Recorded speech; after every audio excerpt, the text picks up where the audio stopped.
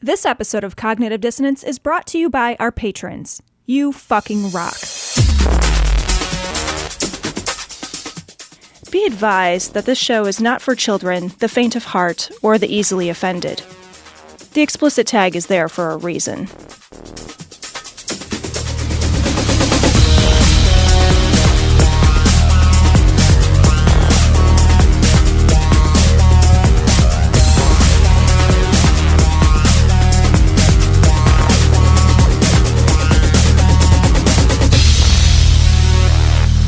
Recording live from Glory Hole Studios in Chicago, this is Cognitive Dissonance.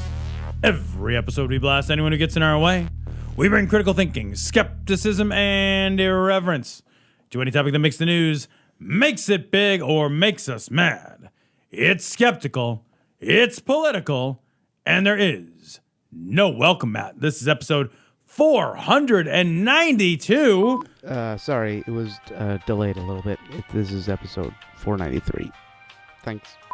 And this is a special Thursday release. We are going to be reviewing Family Guy. Now, this has been around for a long time. There's a talking dog and a baby. So Baby. The baby wants to kill his mother, and we're not 100% sure why. But So let's talk about the family. Basically what I'm going to do is I'm going to go through and just talk about individual things that happen on the screen. So as I go through, I'm just going to go through and read off sort of what I thought was the highlight of the moment. And we're going to go through the synopsis of it first. So we're going to talk about the synopsis. Tom and I will stop here and there, but not really get in depth until we finish the synopsis. Then Tom and I are going to talk about sort of what the major overarching themes are of the piece. I do this because I don't want to lose track, because this documentary is a shotgun. There's just a million things coming at you, and if I don't talk about each one of them, we're going to miss them. Yeah. And so, and I'll be perfectly frank, there's not, when we get to the end, and it's not going to be a big surprise, there's not a huge, these things are all connected to this one thread thing. So I'm going to be reading stuff off that you can be like, well, so that was on the screen for a minute, but ugh. The whole thing is based off a book by this guy, Jeff Sharlet. Now, Jeff Sharlet is the author of two books. They're both about the family. And in this movie, he's dramatized by budget Peter Parker. I mean, there's no other way to put it in there. I didn't even think about he is that. Budget Peter Parker.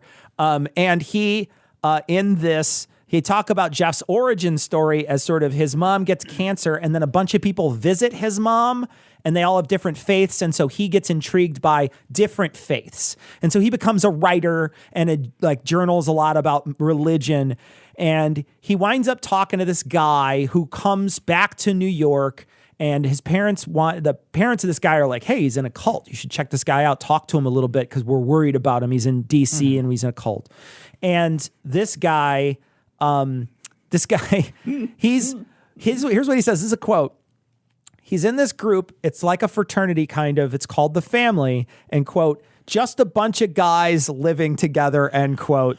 That sounds a little gay. I don't want to say it sounds like super gay, but so much, I think unintentionally, so much of the language is just a bunch of dudes wrestling and playing basketball, living in the same house, and ignoring their girlfriends. Yeah. It's so unintentionally homosexual. I know, right? It's crazy. Yeah. You fall in. The whole time I'm watching it, I'm just like, and there's going to be a bunch of lines I'm going to call out where I'm going to be like, that sounds a little gay. It's so much of it. But I quoted it out because I wanted to make sure. So he tells him about this group of guys. We're just a bunch of guys who like to wash stuff together with our shirts off. And we do this at the car wash. Whoa. I know, right? They're all playing basketball and wrestling with each other. And how can we all be skins? But he decides to go because this guy's like, you should show up and hang out with us. Real quick, if you're the mom and you're like, can you help my son get out of the cult? And your buddy's like, I'll just join the fucking cult. You're like, you're the worst friend ever. Cecil, do this for me, buddy. Me too. Okay. If I ever fall into a cult, pinky swear. Can you not just join the cult? Like, because it'd be like, can you imagine how disheartening it would be like? Be like, I'm kind of thinking about leaving this cult. See, son, you're like, Jesus Christ. leader, leader. Did we both join the same cult Whoa, on dude, accident? are you? Am I? What? We show up on Tuesday night and we're both like, you wear the bib too? All red? I'm wearing all red. Oh my God. You have to leave. I'm the funny one here. You still will be. It's fine. So he gets into this car with the dudes and he drives down and they go to this place called the Cedars. Now, the Georgian mansion is called the Cedars, and I think the guys live in a coach house called Ivanwald. I'm not sure, but I'm not clear either. they seem to basically interchange these names throughout, the Cedars and Ivanwald. He keeps referring it to as Ivanwald, but there was never like a picture with it like Ivanwald. They never did that, so you don't really know. But he gets out of the car and he gets out of the car.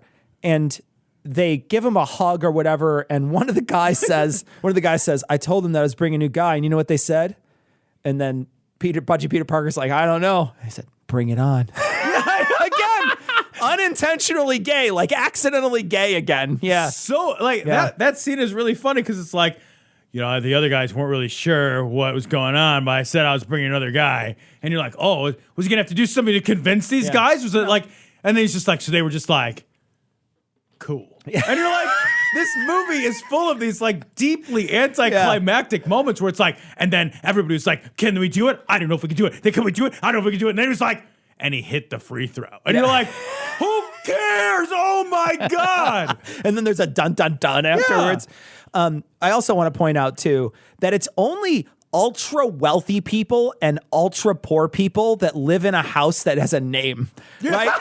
So it's like the Cedars or Robert Town Hall. Robert, what is it? Robert something Holmes. What are they called in Chicago? Robert the Cabrini Green, right? Yeah. Another one, the Cabrini Greens or Ivanwald. Those are your two options. I'm fairly convinced that if you're rich, it has the in front of it. Oh, you're right. Yeah. And if you're poor, it has two names, and usually the second one is Heights. Robert Taylor Holmes. That's the one I'm thinking of. Yeah. Yeah. If it's named after a person, you don't want to live there. If it sounds unintentionally bucolic, you don't want to live there.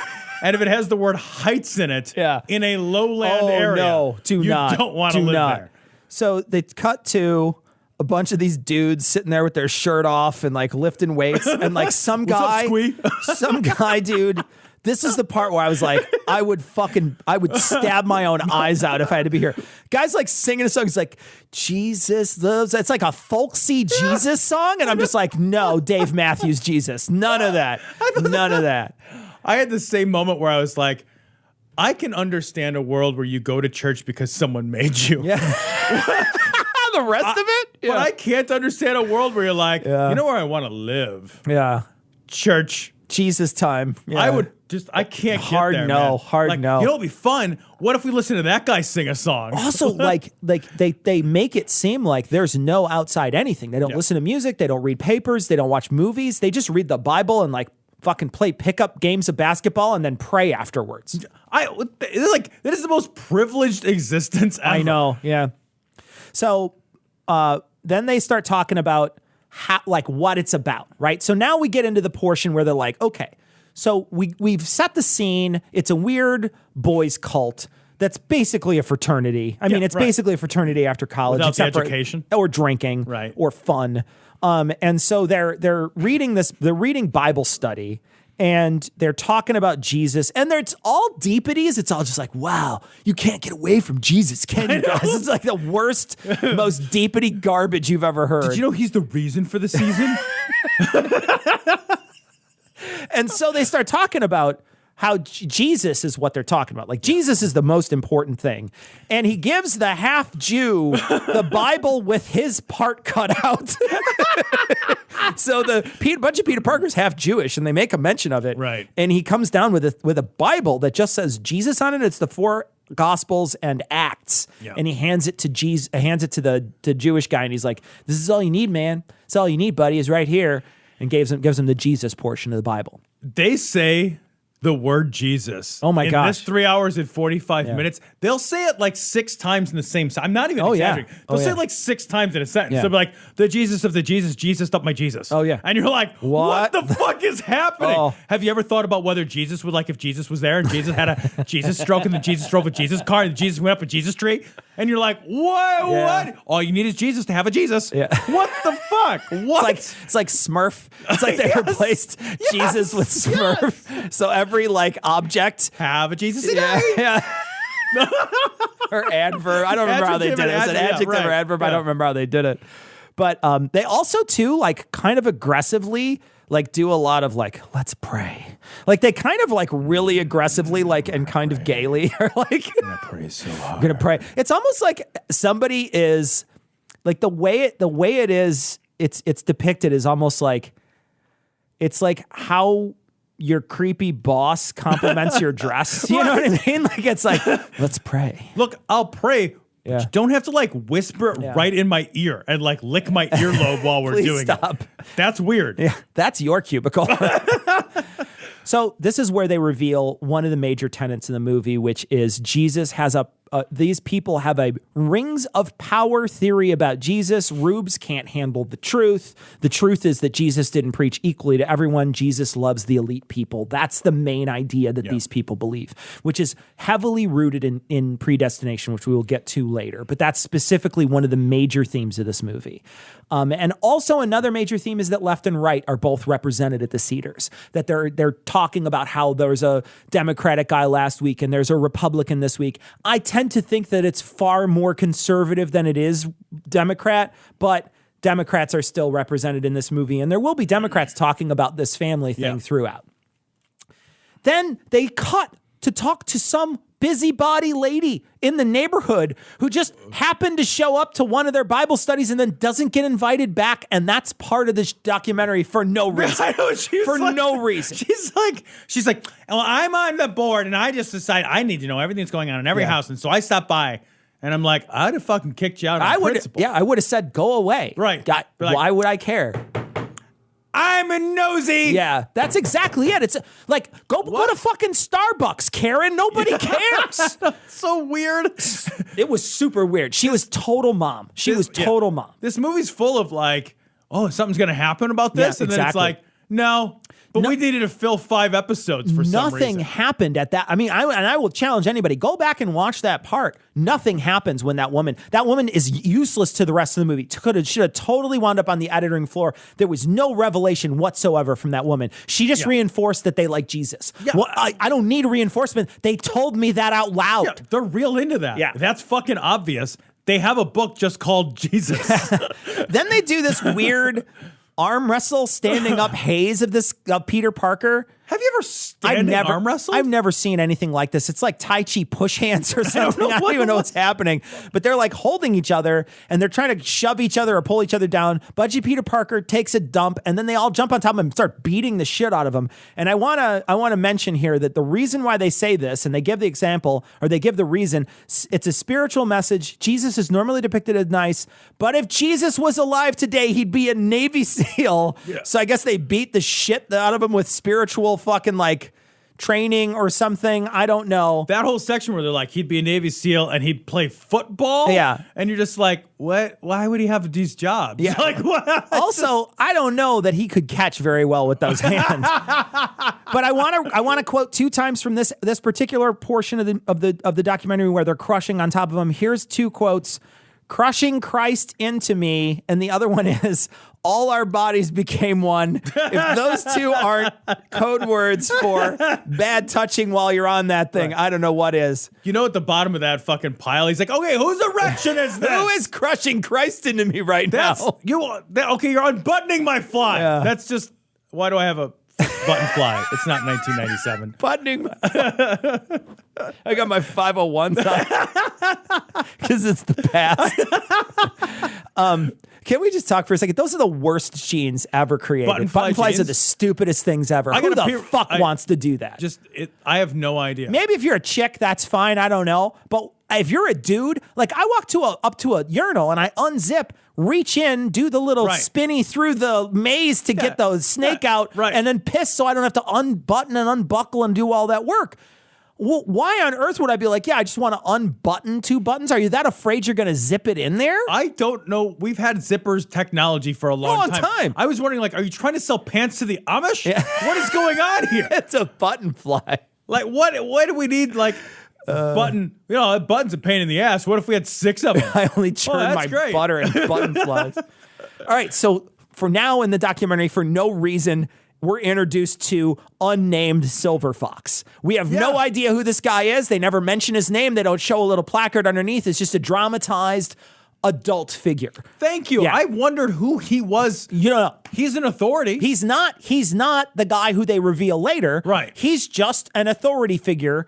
And his whole thing is he's like the daddy of the gay house. He's like the camp dad. Yeah. And he's like, he says to them, you're here to learn how to rule the world. And then they get into this King David stuff where they're talking about how, David fucks some guy's wife and then murders his husband. And it's all awesome because he's totally chosen. And he gives an example. The Silver Fox gives an example to the crowd there and says, what would happen if one of you raped a bunch of people? And then the one guy's like, will you be mad at me? He's like, nope. Jesus chose you. I wouldn't be mad at you. And this is one of those revelations that pops up in here of their morality, right? And this is sort of like what he's showing. But again, this is secondhand knowledge from a guy who said that that's what they said. Yes. I don't know that that's what, I mean, to be honest though, later on when we see these people do immoral things, they do back them. Yeah. They don't they don't throw these people away when they do immoral shit. Right. So I tend to believe that this is true. And it's creepy. It is super duper creepy. But it's entirely theologically consistent 100%, with the predestination thing. 100%. So you're sort of like, you're just saying it out loud. Yeah.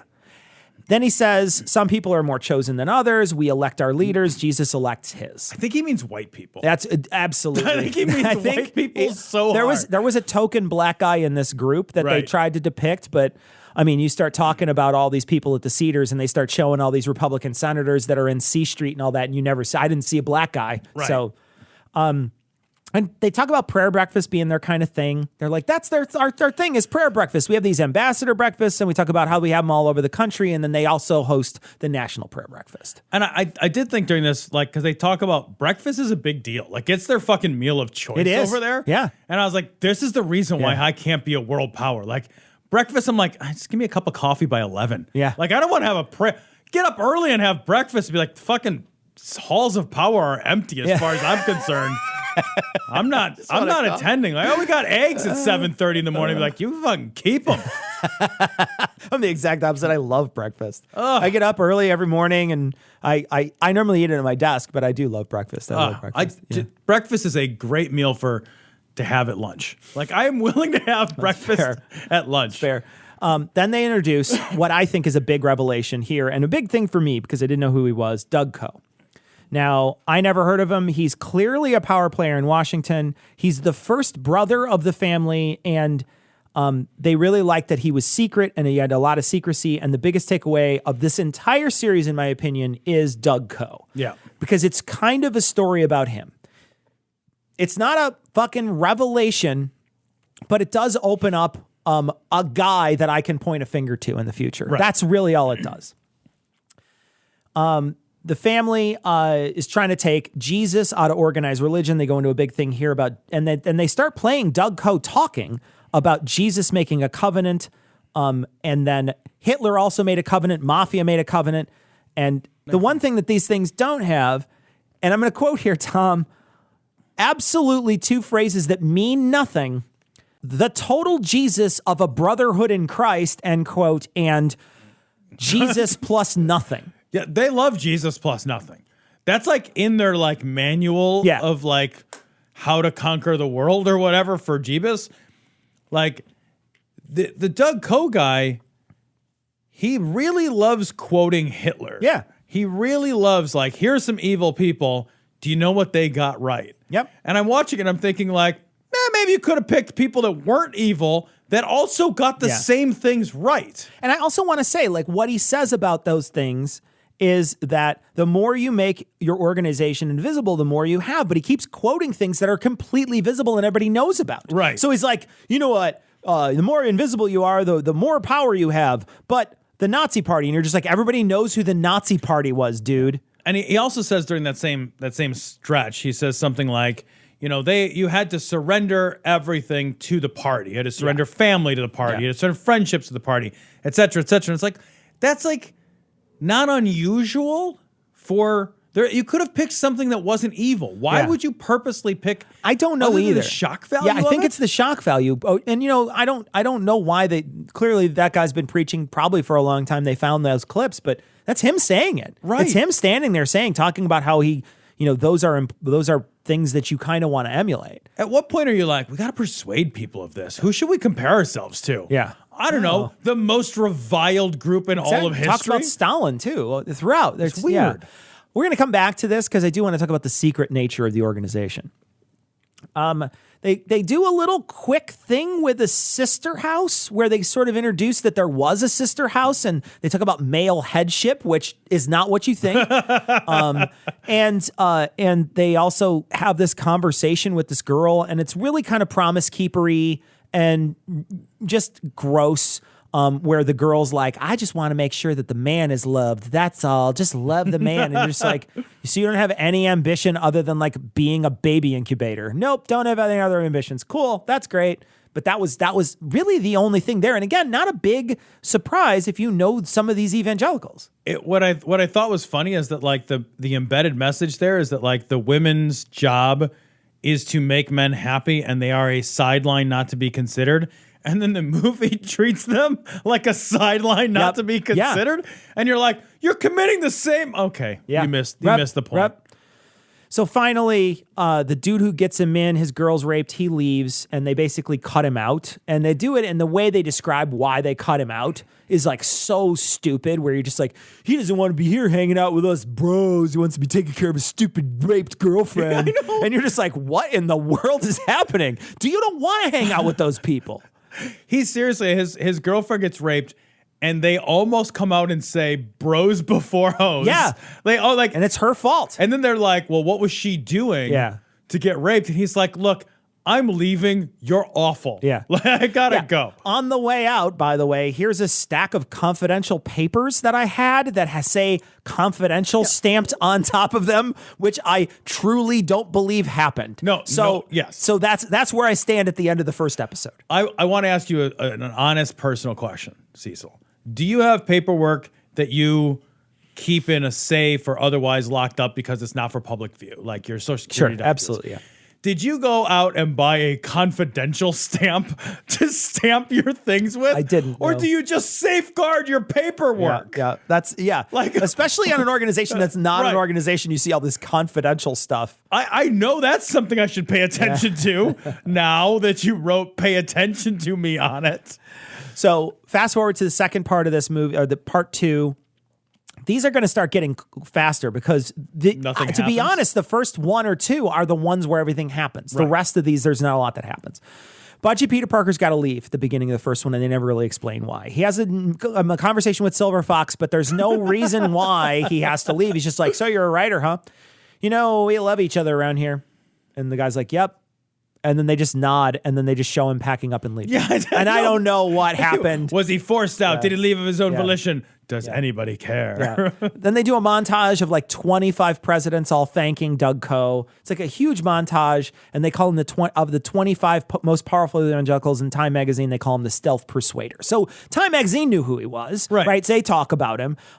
So it's not like he's some big mystery secret, but he certainly isn't someone who's in the limelight. And so that's something that they're trying to get across here. I will say, like, if you've ever seen the movie Mothman Prophecies, there's like a really good, like, they like show Doug Coe in the background of all these pictures. Absolutely. And you're like, oh my God, he's in the background the whole time. Wow! You're like, the Mothman is in every picture of these tragedy on the bridge. It's so stupid. So they're talking to two main people here in this particular episode. And this episode's going to be about Mark Sanford and John Ensign. And it's going to talk about C Street. And so John Ensign is a senator from Nevada, and his best friend is his top aide. And his best friend is being interviewed in here, and he's talking about how he just, he met John golfing, and he became his top aide. And they were both promise keepers. And we're going to find out later that they're terrible at keeping promises. but they were both At promise least keepers. Ensign is. Yeah, Oh Ensign my totally is God. bad. Again, there's more talk about it being a bipartisan group, talk of Doug Coe helping people across the aisle, and they keep on talking about it as a bipartisan study group. We're introduced to a total fucking hillbilly, Tennessee, Zach Wamp, who totally sounds like, his voice sounds like fucking two possums fucking a banjo. I could not, he's like a jug band of a human being. You know what I'm talking about, right? That guy oh my is God. fucking, I couldn't hear, every time he talked, every time he talked, I wanted to slap my wife. I was just so anyway, they're talking about the metaphor of the sheep and the wolf. You get the wolf alongside you. You don't worry about the sheep. They're talking about the Wolf King. This is a whole chapter later on, but they introduce the Wolf King here. Then they talk about C Street. Now, C Street is basically a bribe house. That's basically what it is. It's where people can go and live in community, quote unquote. But it's for politicians to pay $600 a month, and a religious organization pays that. Pays most of their subsidy. They're paying like room and board $600 a month, and they showed like there's no way you could possibly do this anywhere else. Yeah, they show like in DC, a bed alone is $1,975. Unbelievable amount of money. A bed alone. Yeah. And they're like, I get fucking food and my own room and a great big nice house for $600. So they also talk about Steve Largent at one point, and I know you don't know who Steve Largent is, but people in the audience might know who he is. He was a national football player. I did, and they talk about him, but they never mentioned that he was a congressman, and I didn't know he was a congressman. So I'm like, Steve Largent's living there? Why the fuck is Steve Largent living there? Played for the Seahawks years ago. I find out later, I go to Wikipedia, and I find out that he's a Republican from his state. He wins several terms as a Republican. Anyway, Steve Largent is one of these people who lives at C Street. The next part of this is Ensign basically goes all David and Bathsheba and fucking fucks his aide's wife. Right. It's so bad. He basically, and then they have this like weird family meeting with two families meeting, which sounded super weird, by the way. And then they said, okay, we're going to stop. We stopped. But then they don't. And then they has to like keep hounding all these people in power. It reminded me a lot of, it almost feels mafia-esque, where they're like, he's not stopping. I got to go talk to these other guys in the family. And then they sit down with him and he writes down a FedEx letter and he sends it home. And this guy gets on a plane and he goes home and he's in a fucking hotel fucking his wife right now. It's just like on the FedEx letter, he's fucking her. It's so funny. It's like this guy is sleeping with this other guy's wife. And the guy's like, could you stop doing that? Yeah, and he's like, yeah. No. And then he's No, like, he says, yeah, and then he like, doesn't. What about if I write a letter? He's like, yeah, great story. Got your letter. Still gonna fuck your wife. No, totally fucking your the wife. guy Ensign wrote the letter to this guy's wife. So Ensign sits down. Yeah, that part. Right, because it's not explained very well, and I had to watch it twice Okay. to understand it. Ensign sits down, writes a full letter that says, "I can't see you anymore." FedExes it to the makes it woman, worse. and then fucks her that night. What about one last time? Like just so they do. yeah, punctuation at the end of this. You got to sign for this letter. He's like delivers it in like short shorts, like courier, like I've got a delivery. I don't know why he would sound like that. Evidently though, like hugging and prayer circles are no fucking contest next to Bathsheba Snatch. You know what I mean? Like no matter what you do. But anyway, so he's still digging in. Now, they cut away from this for a second to introduce Governor Mark Sanford. Now, this is something, again, I want to roll back to. He refused to take government funds for the stimulus. And he quote, poverty is a result of the God-ordained economic system. Now, this isn't Sanford saying that, but that's someone describing Sanford. And it's basically you're poor because God wants you to be poor. We'll talk about that when we talk about predestination later. Now, Sanford disappears at one point, and he just disappears, and they're talking about him being a man of the forest, and they play this fucking hilarious bear shouting into the wilderness part of it. It's really great. Yeah, it was amazing. But he shows up a couple days later and basically says he had an affair with a chick in Venezuela or Argentina or something. Argentina, it was like, I was in the app. I remember when this happened, when he was like, I disappeared to the Appalachian Trail. Yeah. Nah, I've been banging this chick from Argentina. Yeah, it goes all the way to Argentina. Then they talk a little bit about how he has his press conference, and he basically spills the beans about C Street. He says C Street out loud. I've been praying with these guys at C Street. Then everybody starts digging into C Street. What's C Street? What's this? They find that it's like the charities are funneling money into this and basically subsidizing the housing of political people in Washington, Congress people, powerful people. And then they cut back to Banjo Possum, and he says this, and this is Banjo Possum is the best nickname. This guy says this, and they repeat this over and over again. We'll come back to this. God uses imperfect vessels to do perfect work. Yeah. He says it over and over. It's said 100 times in this special, and we'll get into it later. Ensign uses public funds during his private affairs and gets investigated, somehow still has a job after that, pays a guy off, the guy whose wife he fucked, he loses his family, he pays him off with a lobbying job, and that guy goes to jail, not Ensign. I know. This guy gets cucked so hard. Oh my God, so bad. Nobody's ever been cucked as hard as this guy gets cucked. So bad. And he's like, he's being interviewed, and he's just like, I just really wish he wasn't always fucking my wife. Is there any way you could just lay off for a minute? You get out of my wife. No, I don't want to drink it afterwards. But anyway, they go on about this David story. They keep talking about David's story. And Sanford, at one point, when they ask him if he's going to step down, he talks about David again, because this rolls back to the first episode when they talked about David. God likes people who impregnate other guys they had murdered wives or something. I don't know. It's a weird. And then they talk a lot about Jesus at the end of this episode, and they introduce some preachers, to a woman and a man. And I think this is to sort of say, we don't want to just make it look like it's a completely anti-religious movie. There's plenty of people who are religious who also disagree with this group having such a say in the government, and they wanted to present that side. And so that's the end of episode 2. Now it gets a little faster. Episode 3, they cut in on the prayer breakfast, and this is where they're trying to show that there's foreign powers at these prayer breakfasts. They cut to Maria Butina. They cut to another guy, Marashenko or whatever his name is. I'll find his name later when I work my way through here. But there's another Russian they keep on talking about. They talk about the founder of this family is a guy from Norway. His name's Abraham Veredi. And they talk about him a little, but again, it's one of these things where you're just like, who cares? There's like one important thing he does, but for the rest of it, it's just he came up a lot, and I'm just like, okay, so what? Yeah. And there is no revelation. There's only one as far as I could tell. They talk about Eisenhower being the first president to ever do this. He supposedly was against it and then said no because he wanted to fight the Cold War against the Russians, the godless communists. Then they sort of shift focus to talk about how Russia came out of communism and into Christianity. They show a Billy Graham revival or whatever he does over there. Right. And they're talking about how Russians are starting to become more and more and more Christian. And they cut back to Coe again, sort of coming into power after this Veredi takes office.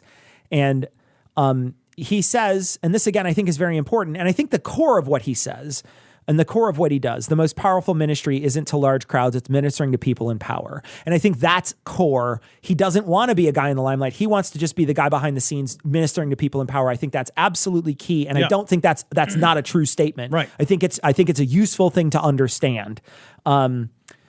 Now, the new guy, they introduced Doug Coe's son-in-law, who speaks Russian. And again, it's just kind of a guy that you're just like, okay. And he doesn't really do anything. He's sort of investigated by the FBI at one point, but they never really describe.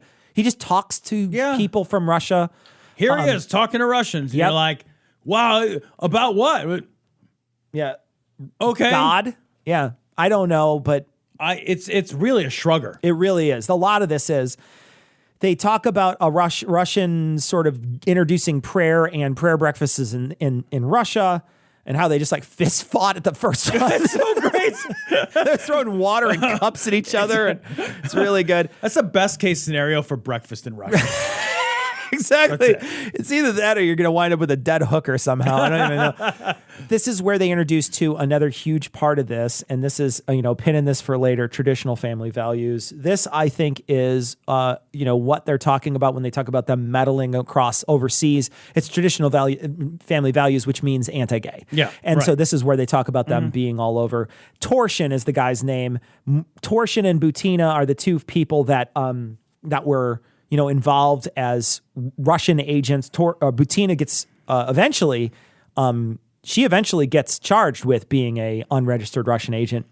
And they do show her using the prayer breakfast, using this as a way to wedge herself in to talk to these people. Yeah, absolutely. they say, one guy keeps saying, and they say it like 4 times, if you were an influencer outside of the United States, you know, and you were a foreign leader, you would target this breakfast. That's because it seems like no rules lobbying. And so that's sort of what, and it makes sense. I mean, it totally makes sense. So I get that. Yeah. It seems like a time and a place where people congregate and like it's a great opportunity to network. Yeah.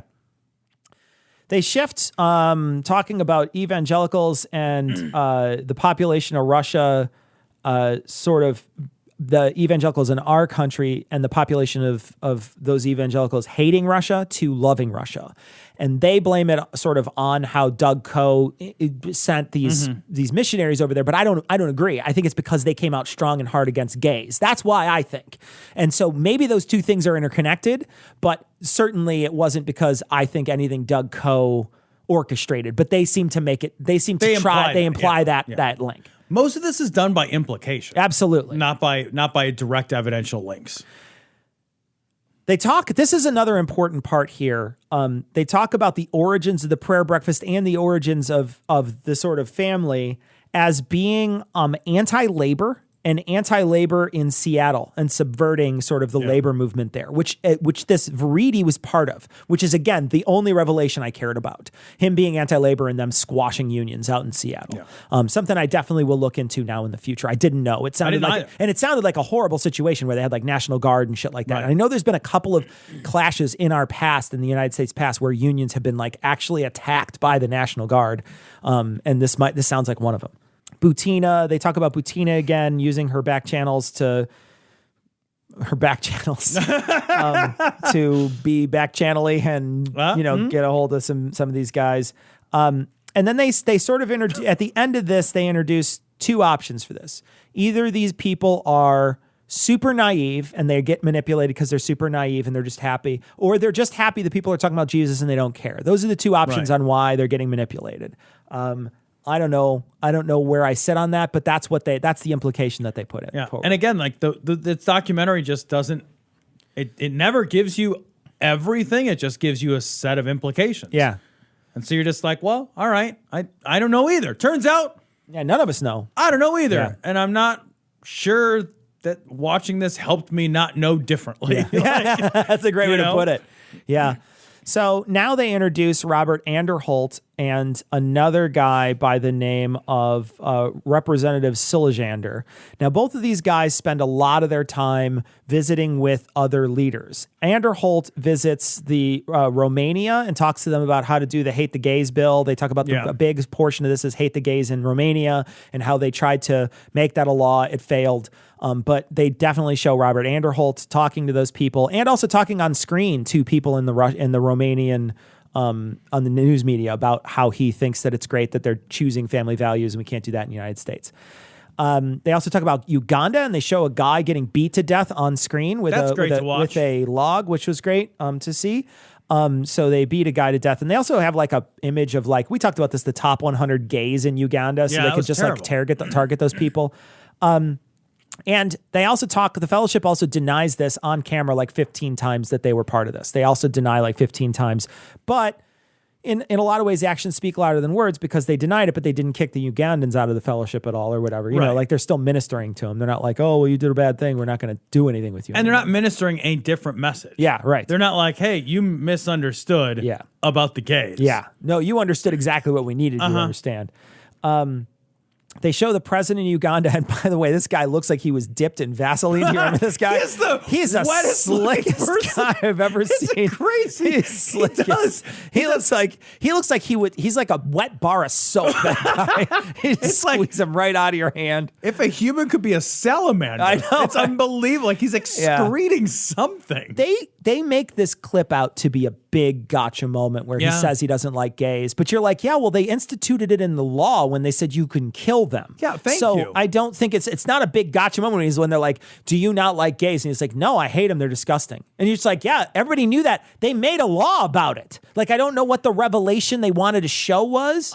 I don't either. Just show the law. Like, it's easy. Show the guy getting beat, show the law, the end. You don't have to fucking go into, it doesn't have to be 30 minutes of like, and here's why it's bad. Like, we know why it's bad. Well, and like, I guess like I would have been more interested, I guess, if there was some direct correlation between the family and their like influence, and maybe he wasn't anti-gay and like now he is, and like because he was ministered in this way, and like or like, but they don't give you anything from here to there. None of that. They never lead you down that path. Yep.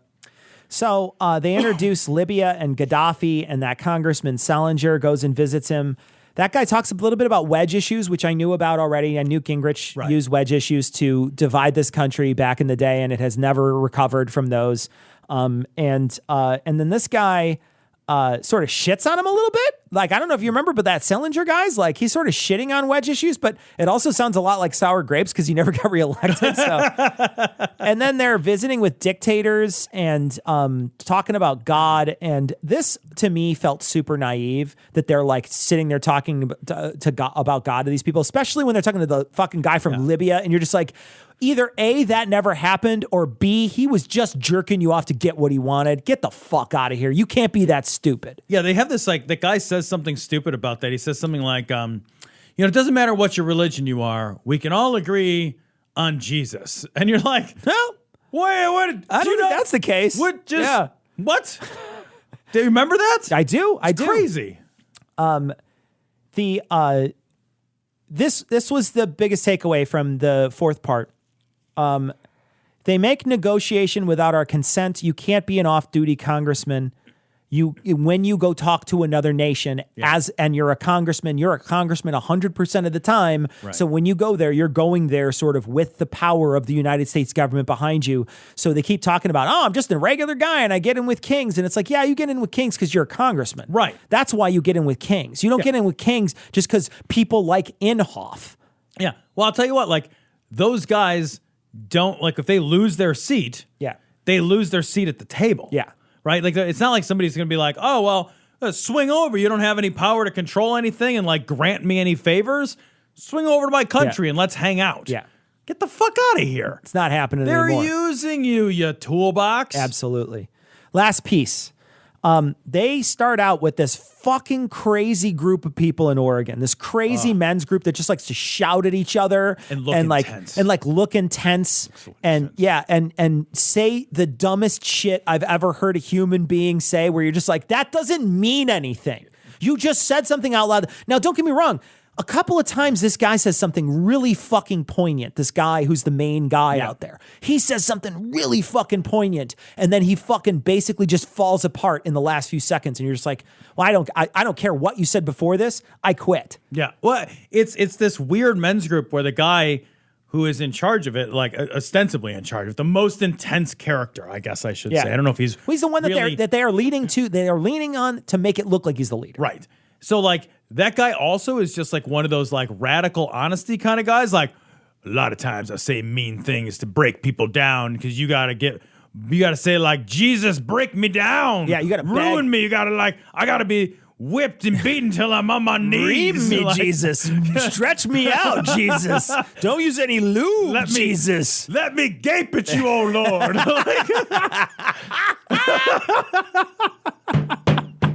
That should be a shirt we have. Oh, God. But at one point, I want to quote him. He says, gaping for Jesus. One point, I want to quote him. Shame keeps us locked in our circumstances. I don't know what that means. Shame keeps us locked in our circumstances. I vaguely understand it, but at the same time, like you said, the way he delivers it, it's like he said, like, frankly, my dear, I don't give a damn. It's like one of those moments where there's so much gravity, you're just like, yeah, I'll allow it. Yeah. His whole thing of like, he's like aggressive, like very, very aggressive. Now, everybody there is aggressive. Yeah. Like at one point, like this guy, he's required to participate. The documentary guy. Yeah. And he's challenged by somebody else, like, why are there only white people? And like the guy gives a really honest answer. I think he's like, I think that there's systemic problems, and then personal issues. Like I think, and he's like, no, tell me why. And he's like, well, I'm trying like really hard to answer the question. Yeah. And then the guy says, yeah. And we also are, a male dominated industry. There's women who, women are starting to come in more in documentary now, but there's not a lot of women. And he's like, I didn't ask about women. Yeah. It's like, yeah, that's because you don't care about them, you asshole. I know. is so like they're just a group that gets together to be mean to each other, I think. I'll tell you what, that's a shitty group of people. Like when I saw them, I was like, I don't, you know, You've known people like that. I in your do. life. I Yeah. do. And those are people I don't fucking associate with anymore. If you want to be a radical honesty dude around me, be fucking nice. Yeah. Fuck you. I'm a fucking, I try to be nice to people. You should be fucking nice to me too. Because I keep a lot of shit in too. You know what I mean? Go fuck yourself. You know that bullshit where you're just like, oh, I'm just going to tell you some shit so I can tell you some shit so I can hurt your feelings. Go fuck yourself. How about go fuck yourself? It's like, I see you for who you are and Yeah. I call you out. Oh, okay. Yeah, great. All right. Yeah. You know what? If you want to change me for the better, like if you actually care enough Yeah. about somebody to help them change for the Yeah. better, you're never going to be like, you know how I'll get you to change? By hurting you deeply. Like, And tell me that has ever had anybody think twice about what someone else said about you. It just And makes you reactionary and defensive. they even say that in this thing. Yeah. It's like, yeah, people normally don't react to it. Yeah, because you're an asshole. Right. Like, yeah, because you fucking said shit that's awful.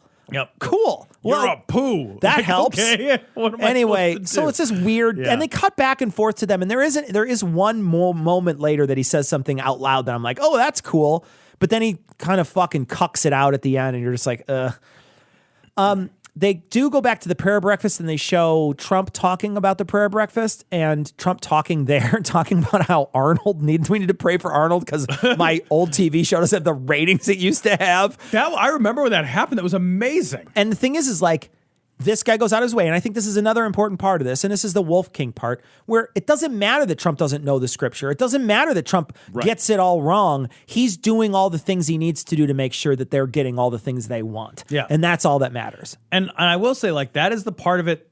If anything's worth watching, it's this last episode, I think, because, like, he calls out and says, like, this is a merger. It's a business It's merger. a business merger, yeah. And that made sense to me. Yeah. I was like, okay, it's a business merger between the the ideology and the agenda of the religious and somebody who can get that done. Yeah.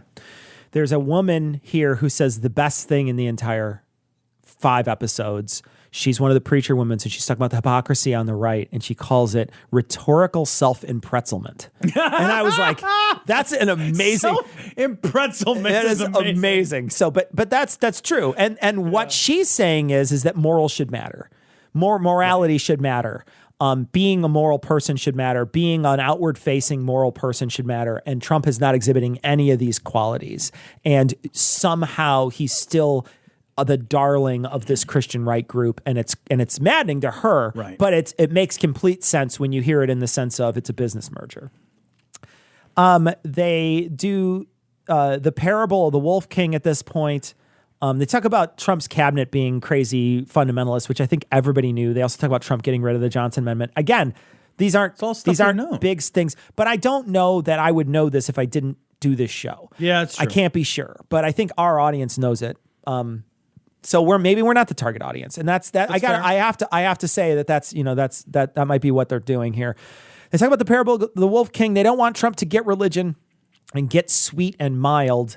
They want him to be a wolf. They want, and this is exactly what they got with him.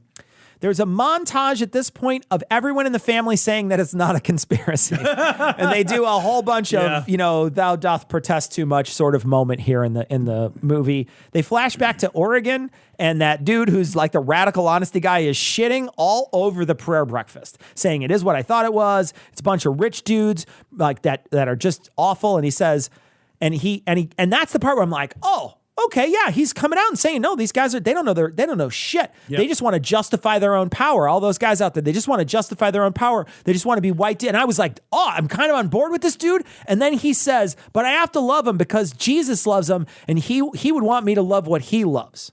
Yep. And I was just like, lost me, bro. Yeah, that whole thing where he's like, yeah, I'm going to see it. I'm going to call it out the same way he sees and calls out what he thinks of as the hypocrisy of the men in the men's group. He's like, I was like, okay, I like on an individual level, I think that's awful. On a systemic or institutional level, I think that there's some value to that. So like when he was training that eye upon that group, I was kind of right there with you. And then when he backs the fuck away from it, because and then you're like, oh, all right, well, whoever's in power is supposed to be. Yep. Because that's how we all think. And you're like, okay, well. Great. So Doug Coe dies. They hum Amazing Grace. It was so funny that he starts humming Amazing Grace, and I'm like, when's he gonna start singing? Yeah, no kidding, right? He just Why sings. is he just? When I was a kid in church, and I would go to church with my dad, and before I really knew how to read, I would hum with everybody because I was like, oh, I got to do something. So I'd stand there, I'd open the book, and I'd stand there and be like, because you can't, and like I would hum my way through, and then I watched this guy, and I'm like, well, is he a paid hummer? It's a paid hummer. He's giving everybody a hummer. Is he really? Yeah, That's what's happening right now. Yeah. When I wrote down Hummer on Craigslist, $20. Wasn't looking for This isn't how I normally make my. Doug's daughter gives a eulogy. This is my favorite quote from the entire thing. Quote, "We are all going to be brothers and sisters for eternity, and Jesus is going to be our brother and our husband, and God is going to be our father, so I can't wait." End quote. We had to rewind it. So we're watching it, and we're both like looking at our tablets. We're kind of like, you're at the point at this point, you're almost done, and where everybody's just like, I was just like, oh, I can't watch this anymore. And you're here, and Jesus is gonna be our husband and our brother, and I'm just like, wait, what? I know. Wait, what now? What'd you say now? Anyway, so That sounds weird. they cut back to the Oregon Nutters, and the guy's like, you need to talk to the right dude, and that's going to take a little knee work. And again, it sounded a little gay. I just want to say, sounded a little gay. Then this is a wrap-up part where they talk about democracy as a form of rebelliousness, which, again, is an important, I think, tenet to take away from this. The goal is to work towards Ivanwald on like a massive scale, but that's all bullshit because, they can't hug their prayers out. They can't hug it out and fix everything because they don't. They show it over and over and over again. They can't hug it out. And so that's sort of where they end the entire series. They do a little montage-y finish up where they sort of finish where they began with the guy breathing in after he just got the shit kicked out of him by all the Ivanwald kids. And that's sort of where we end up. And this guy keeps saying over and over how he tried to like end the books with happy endings, but Yeah, but nobody would give him a reach around. So did you like the documentary series? I didn't. Yeah. I have to say I didn't. And I think the reasons why I didn't like it were it was a shotgun approach of just a ton of, it felt like a Trivial Pursuit game where you're just like, you're going to tell me a bunch of trivia and you're never going to really put it all together into one cohesive message. It was just a big bunch of trivia. I learned about a bunch of stuff, a couple of things that I didn't know, and also a couple of things came into focus. But to be honest, it's not one of those things that I was like, wow, there's a revelation here. Man, I felt the same way. I felt like just as a documentary series, it's not very good because it's very jumbled. It's very haphazard in the way that it's like narratively structured. Yeah, it's edited poorly. Yeah, so it's just a fucking total train wrecky mess. Yeah, the part of it that I thought really grabbed hold of me and made some sense is there is an idea, and it dates back to the 1600s and it dates back to the Calvinists. There's an idea of predestination within some sect of the Protestant churches, right? And predestination says basically that there is a group of people that God has already ordained are the chosen. Yeah. And they're going to heaven. That's done and done. Like they're fucking check boxes next to their name. Their actions on earth and your actions on earth and all of our actions on earth in no way interact with our predestiny. So there's nothing you can do to be good enough to go to heaven in this worldview. Acts of kindness, acts of salvation, belief, none of that is going to affect. If I'm not on the big fucking list, I don't get to go to heaven. So we should all, but then the message underneath that is like, but if you were chosen, this is how you would behave and how you would show the world you were one of the chosen, right? So people within that belief structure are trying to behave as if they were chosen and trying to show the world that they are the chosen and trying to like foster the idea and front up that they're chosen. It's doing it backwards. It's saying you have the merit to graduate from Harvard, but we're just going to presume you have the degree even without doing any of the coursework. Right. Exactly. Yeah. Exactly. Yeah. And the fundamental, well, of course it's absurd, but like one of the things that comes from the idea of predestination is if there are some people who are created good And they are a minority, by the way, in this religious worldview. It's a tiny minority of people. It's not like most of you. It's a very small amount of you. Like, those are the good people. Those are the chosen. Everybody else is shit.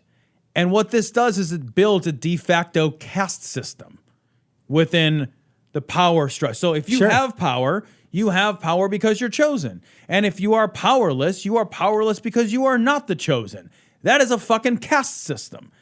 That's all that is. Yeah. And it's a way to justify the wealth disparity, the power disparity that stems from, gender inequality, it stems from racial inequality, it stems from wealth inequality. It's basically a way to say, look, if you're rich, you deserve it. And if you're not, you deserve it. And if you're powerful, you deserve it. And if you're not, you deserve that too. And so we those who have, we should have. And those who should not have, don't. It's hard not to, when you're in a position of power, though, think you don't deserve it, right? Right. And so all these guys are reinforcing their own ideas about how they deserve to be in power and how Jesus has chosen them. And they could literally do anything they want because David fucking killed Bathsheba's husband. I don't know what that person's name is, but fucked Bathsheba and got her pregnant. And that's cool with God because God already chose him. So it doesn't matter what he does after that. God's already chosen him. Right. And what it really means for this organization, though, is that retraining and refamosing someone is hard. Right? That's what it seems like to me. When these guys fucking fuck up, when Sanford fucks up, when Ensign fucks up, getting a guy back up to that position again is a hard fucking lot of work. There's a reason why, you don't want to do that when you hire someone. You don't want to be like, you don't want to get rid of the guy 2 weeks afterwards if he fucks up. You want to try to work with him, or not 2 weeks, but let's say a couple years, because you want to try to work with him or her, because if you do, then you don't have to fucking retrain somebody to do the job, to do your work. You don't have to get somebody who's going to be your buddy 100% of the time. These people, the reason why they work with them, they say it's because of David, but I'll be perfectly honest, it's very pragmatic too. Right. It's like super pragmatic to work with these people. Not abandon these people. I think the whole worldview is really pragmatic for the people who are in power. Yeah. Like it's a way to say, like, yeah, of course I've got this. I'm supposed to have it. If you want to also have what I have, you just need to behave as if you were chosen, which means never question the other people that are chosen. Yeah. So it's the lack of rebelliousness, right? It is a way to keep people, happy with their lot in life. And the only way to move up is to say, look, I'll move up, but never at the expense of you. Yeah. Never, ever will I move up and you move down. What do you think about this idea that it's this secret organization? Mm-hmm. They keep talking about it being a secret organization. It's a secret organization. They keep on trying to do this Illuminati bullshit where they keep on saying like it's pulling all these strings, and they keep showing strings. Like that's a theme and a motif in this where they keep showing strings as if someone is a puppet master doing this. I feel like it's kind of a chicken egg sort of thing going on. This guy is saying, yeah, we need to be secretive, but at the same time, he has a bunch of powerful elites that listen to him. You know what I mean? There's a chicken egg thing going on. Is it there's a bunch of powerful elites listening to you because it's secretive, or are there a bunch of, is it secretive and there's a bunch, you know what I mean? Like there's this weird chicken egg thing that's happening throughout where they keep on trying to say, well, yeah, it was his idea all along. It was his plan all along to make this super secretive. One, it's not super secretive. That's number one. Yeah. Like we're watching a movie about it right now. Yeah, it's not like nobody We've cornered me on the show. Yeah. Nobody cornered me and took my copy away. Right. I watched the whole thing. Right. And people have been commenting on Doug Coe for years. They showed that Time magazine thing. So anybody in the know knew who he was. I didn't know who Doug Coe was back then, but I certainly, as time goes on, I would learn about who he was. Right. He was somebody who did not want to be out in the open, but I feel like it's because, he makes it seem like he's able to draw these powerful people in somehow. But I think when you draw in a few powerful people and they start working together, that builds itself. Yeah, I was unimpressed by the secrecy thing because the secrecy thing, secrecy in and of itself is not problematic. And I think secrecy... Yeah, that's a good point. That's a good point. Why do I care that somebody's private? If you've got a bunch of people who are getting together to have a private religious moment, Like, that is genuinely none of my fucking business. Yeah. And I think it's okay for people in power and for people in the public light to have moments in their lives that are none of our fucking business. Sure. And I'm not sold on the idea that, like, just because there is secrecy, that there is nefariousness that underlies the secrecy. Absolutely. There are many reasons to be secretive that are not nefarious. Some people just naturally like their privacy. Like, I know I have dear and wonderful people in my life that I'm very close to. Like, my fucking stepmom. I don't know where she lives. Yeah. Sure. I have no idea where she lives. I'm not allowed. I'll never go to her house. I've never been to her house. I don't know where her address is. That is somebody in my life that's been in my life for 4 decades. She's just a very, very private person. Sure.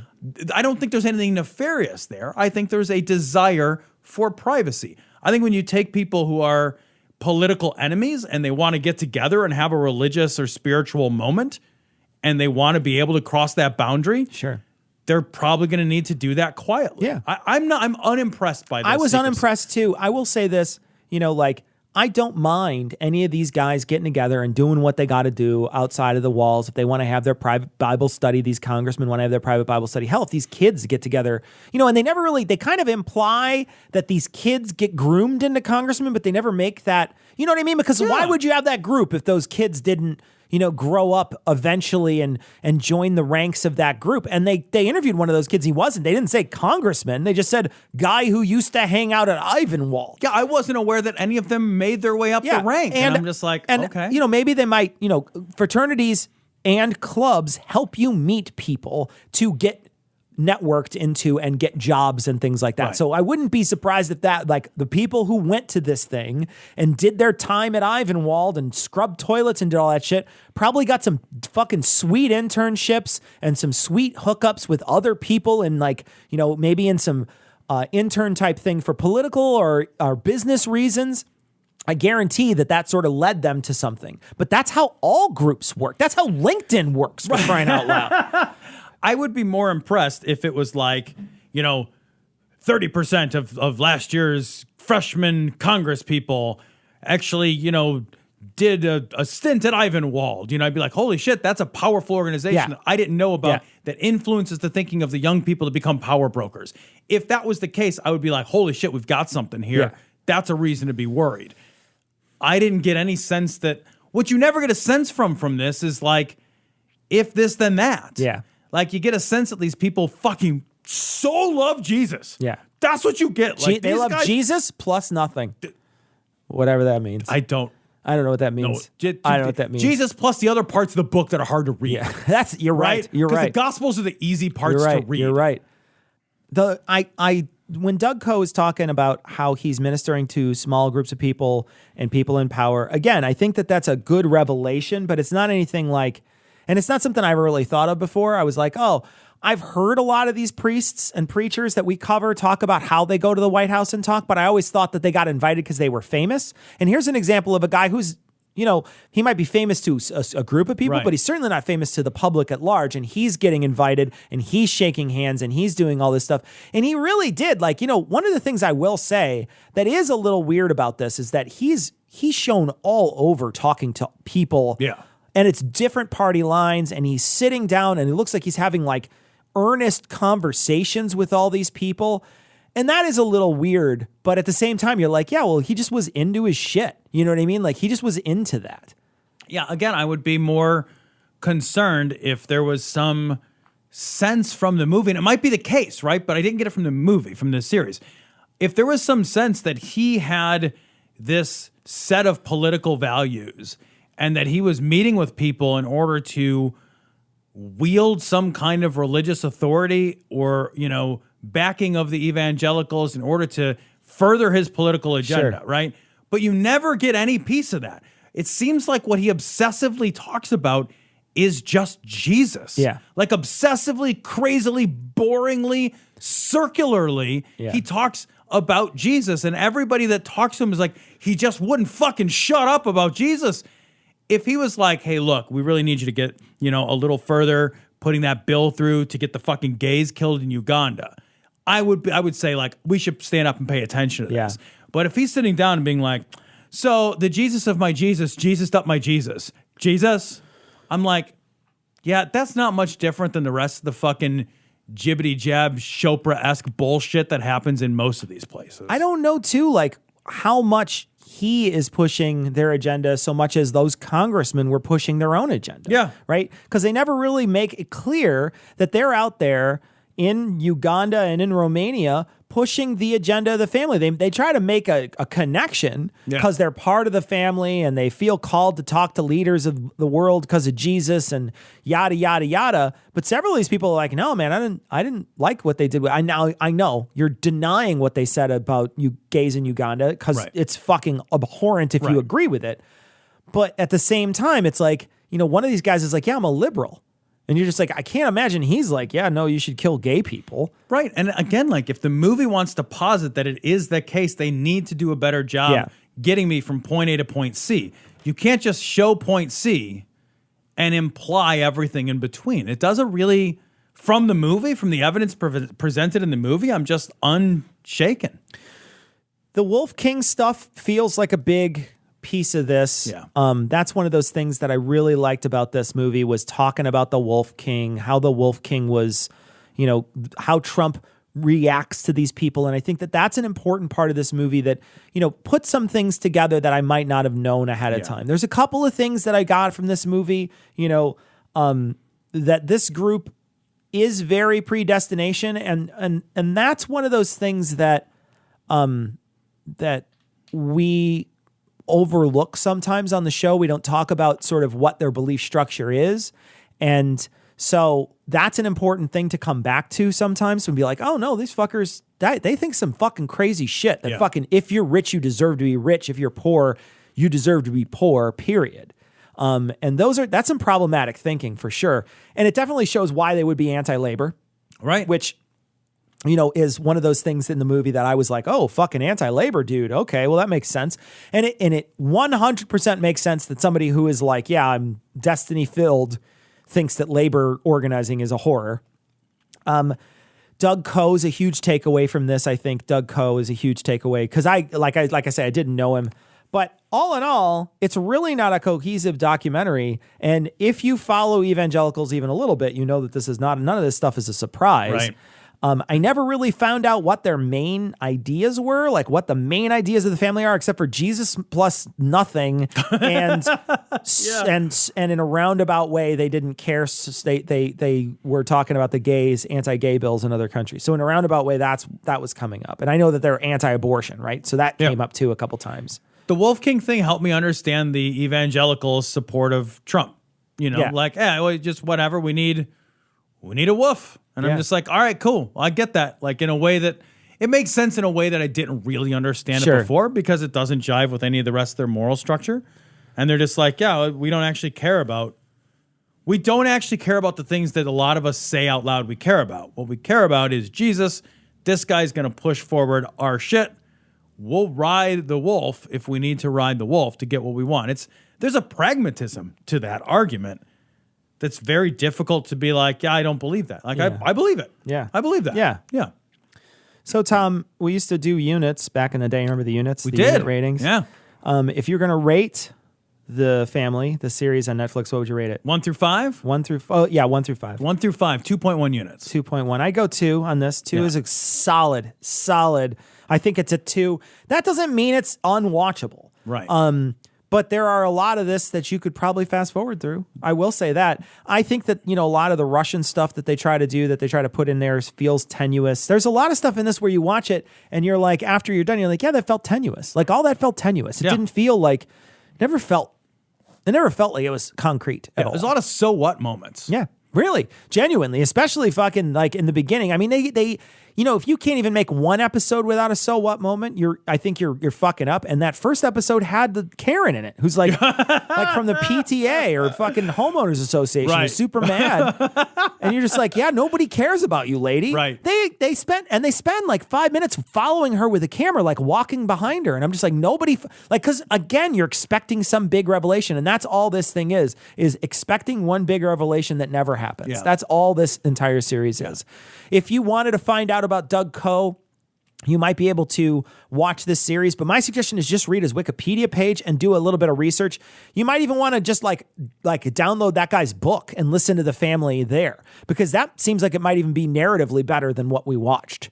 Yeah, I can't imagine that it's less cohesive. Yeah. Because it really is just a mess of a documentary. Yeah. That's really a big problem with it. Like, it's just messy and sloppy and overlong and disconnected. It's a messy piece. Yeah.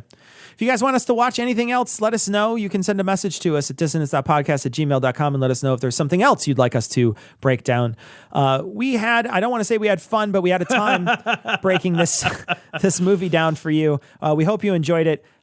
We will be back next Monday with a full-length episode, but we are going to leave you like we always do with The Skeptic's Creed. Credulity is not a virtue. It's fortune cookie cutter, mommy issue, hypno-Babylon bullshit. Couched in scientician, double bubble, toil and trouble, pseudo quasi alternative, acupunctuating, pressurized, stereogram, pyramidal, free energy healing, watered downward spiral, brain deadpan sales pitch, late night info docutainment.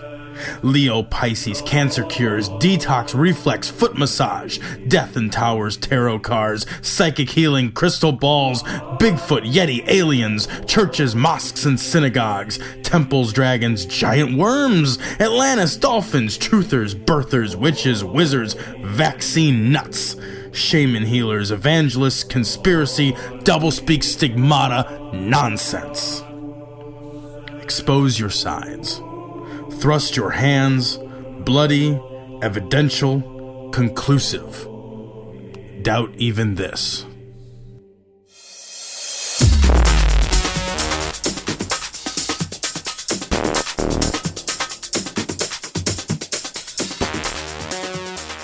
The opinions and information provided on this podcast are intended for entertainment purposes only. All opinions are solely that of Glory Hole Studios, LLC. Cognitive Dissonance makes no representations as to accuracy, completeness, currentness, suitability, or validity of any information, and will not be liable for any errors, damages, or butthurt arising from consumption. All information is provided on an as-is basis. No refunds. Produced in association with the local Dairy Council and viewers like you.